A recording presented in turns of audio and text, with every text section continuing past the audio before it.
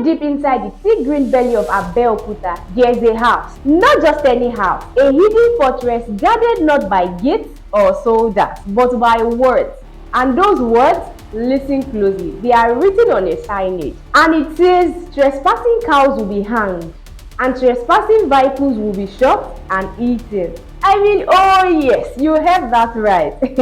Welcome to the world of Professor Wole Soyinka, a man whose home is just as bold, brilliant, and unexplainable just as his mind. But before we step deep into this forest, hit that subscribe button and turn on your notification bell, because what you're about to see will make you look at forest homes in another dimension. And let's have a quick question. If you could put any warning signage in front of your house, what would it be? Tell us in the comment section. Those wildest ideas in your mind, tell us in the comment section. Now, I know you're thinking in your mind that why would one of the greatest literary giants in history choose to live here? Far from the Ozu, deep inside the Ijagba Grove. To answer that, we need to talk about that man himself. So let's dive deep. Professor Wole Soyinka was born on July 13 in the year 1934. Wole Soyinka isn't just a Nigerian treasure, he's a global legend. In 1986, he made history as the first African to win the Nobel Prize in Literature.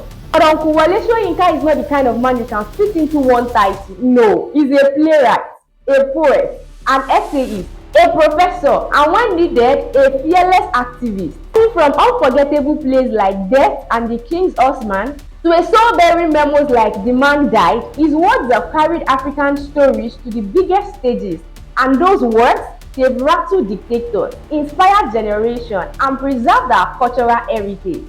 If you've ever read any of Soyinka's work, or you are just hearing about him for the first time, hit that like button so we can spread his legacy to more people. And in case for you that have read some of his work, what's the first Wole Soyinka work you remembered hearing about? Tell us in the comment section. Because this legend life wasn't built in lecture halls alone. No, he also stood up to oppressive regimes. Even faced prison, because he refused to be silent. That same boldness you hear in his words, you will see it carved into the very walls of his home. And yes, for those wondering, with decades of global influence, teaching position in the world top universities, countless publications, speaking engagements, Professor Wole Soyinka is estimated to worth $10 million.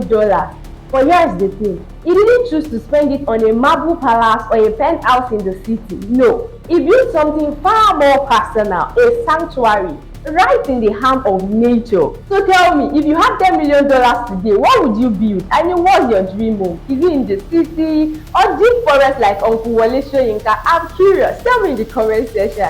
And make sure you stick around, because next we'll be going inside the mysterious Ijagba Grove home.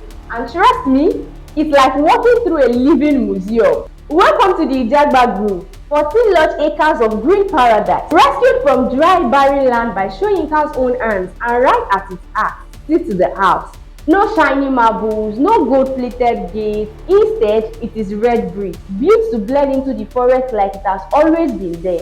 Tall slanted glass windows, letting streams of sunlight, turning the whole place into a writing room lit by nature itself. It is not just a home. This one is a statement. It's saying, I don't need to stand out, I just need to belong. If you are loving this store so far, smash that like button. This is to tell you too that this is what's showing to other people.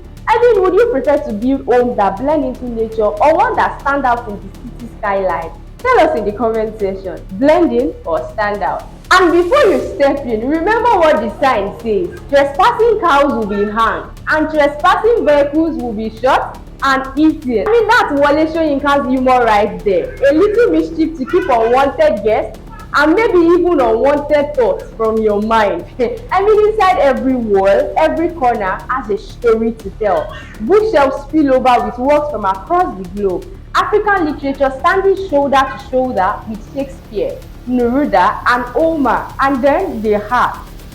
Ancient Yoruba bronze heads stare back at you with centuries-old eyes. Elfa sculpture from the Benin Kingdom crouch as if they are ready to pounce. A calf Cameroon dog guarded once halfway, not just as decoration, but as storyteller in a wood. This isn't just interior design, it's curated museum.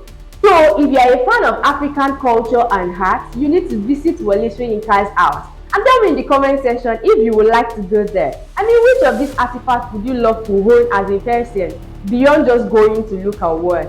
Step outside and you'll find something even more magical, an open air amphitheater right here in the village. Here, Soyinka hosts plays, poetry reading and festival. The forest becomes the stage, the trees are the audience, and the breeze are the soundtracks.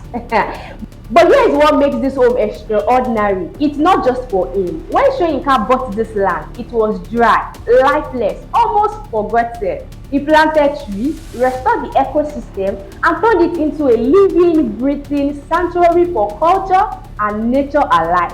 So today, Ijegba Group is a place where writers come to create, actors come to perform, and students come to learn. It's where heritage is preserved and where the next generation is inspired to dream loudly and what? Boldly.